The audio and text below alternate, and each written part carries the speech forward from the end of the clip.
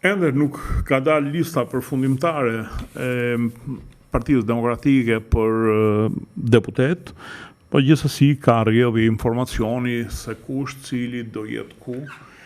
Ka fjalë që deputet të cilët kanë marrë votat maksimale në primare nuk janë futur në listën e sigurt. Ndoshta ka edhe një logjik kjo, pavarësisht se ka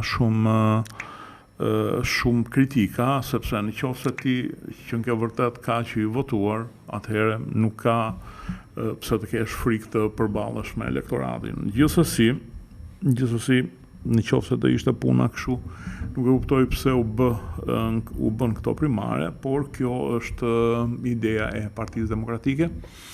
Ajo që duhet të themi është që tashmë askush nuk ka të drejtë të kritikojë Berishën se si bën listat e partisë së vet.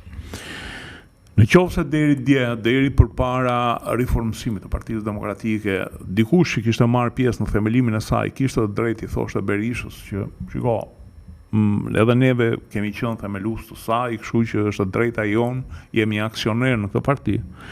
Mbas përjashtimit të tij nga Lulzim Basha, Berisha i hyri një aventurë e cila për shumë kënd u duk pak donkishoteske.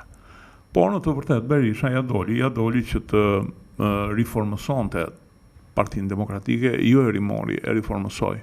Kur Berisha rihyri në ndërtesën e Shqupit, e kishte tashmë partinë e vet. Padyshim që për këtë ndihmoi edhe një lloj amullie e Edi Ramës. Nuk mund të themi që Edi Rama ndihmoi Berishën të merrte Partinë Demokratike apo Lulin. Lulin e ndihmuan amerikanët pafund, duke u ofruar mbështetjen e tyre, por Basha si gjithmonë preferoi të rrinte i tërhequr, një tërheqje e cila është shumë e dyshim, nëse buron vërtet nga dembelizmi i tij gjenetik apo ka lidhje me një pakt të fshehtë me Berishën. Gjithsesi, Berisha mbas kësaj i hyri një aksioni dhe arriti të thithë gjithë antarësinë e Partisë Demokratike, pjesën më të madhe të saj. Që nga ky moment askush nuk ka të drejtë më t'i thotë Berishës se shiko, se neve si themelues të Partisë Demokratike, si kontribues të Partisë Demokratike, si antar të saj në vite, kemi të drejtën. Jo, asnjëri nuk ka të drejtën. Berisha i hyri vetë këtij aksioni. Po, patjetër, Partia Demokratike ajo e para e ndihmoi Berishën që të krijonte një emër, një personalitet, nga një mjek i zakonshëm të bëhej një figurë politike, të bëhej president, të bëhej 2 herë kryeministër. Të gjitha këto krijuan një brand të jashtëzakonshëm, sepse duke që në këto poste krijoi emër, bëri shumë ndere, bëri shumë favore, dhe gjitha këto e ndihmuan që të krijonte këtë partinë e re, e cila quhet po ashtu Partia Demokratike. Por në këtë rast është një aksioner vetëm, është Sali Berisha.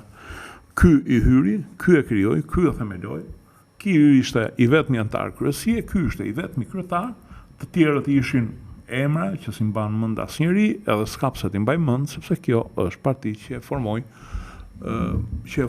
Berisha. E formoi Berisha, e ngriti nga pluhuri dhe në fund për formalitet mori edhe logon dhe vullën e Partisë Demokratike, por këto pak rëndësi kanë. Mund të krijonte edhe një të re dhe prap e njëjta gjë do ishte partia e Sali Berishës. Pra që nga ky moment askush nuk ka të drejtë i kërkoj Sali Berishës që pse bëre këtë veprim, pse bëre primare, pastaj caktove ca të tjerë, etj. Ndaj unë nuk kam ndërmend fare të hyj diskutimit të emrave që kishte më të drejtë të ishte X-i se sa Y-i që ka vënë Berisha në listën e sigurt. Jam i bindur që mbas kësaj Berisha do vazhdoj aksionin për lënien e trashëgimtarit, sigurisht që mendoj ka për qenë një ndër trashëgimtarët e tij biologjik, djali ose vajza. Madje jam në kundërshtim edhe me zotin Trako, me mikun tim, të disa hershëm në studio, i cili thotë që mbas humbjes së Partisë Demokratike do kemi lëvizje, sepse do ketë reagime nga antarët e Partisë Demokratike të cilët do reagojnë për humbjen. Këto janë që gjitha të pandodhshme, sepse ata që janë aty në Partinë Demokratike do përdor një shprehje, janë qenë të rrahur nga Berisha, janë rrahur qëklysh nga Berisha, kështu që mos ketë asnjë shpresë që aty do ketë ndonjë ndryshim. Të gjithë do shpresojnë që Berisha dhe në të ardhmen trashëgimtari Berishës të ketë mundësi t'ju japi një rrogë si nënpunës të Partisë Demokratike që mund të punojnë në kuvendin e Shqipërisë në postin e deputetit. Kaq është historia. Si gjithmonë në fund, ju rekomandoj të bëni pjesë e kanaleve tona në YouTube Dritare TV dhe të kanalit Rudina Xhunga, sidomos duke qenë se kemi hyrë në 2 muajt e flakt të fushatës zgjedhore. Faleminderit.